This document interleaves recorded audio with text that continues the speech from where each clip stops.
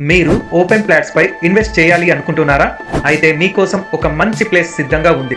హైదరాబాద్ లాంటి మహానగరంతో పోటీ పడుతూ అభివృద్ధి చెందుతున్న ప్రాంతం వరంగల్. తెలంగాణ సెకండ్ క్యాపిటల్ గా వరంగల్ సిటీ పేరొందింది.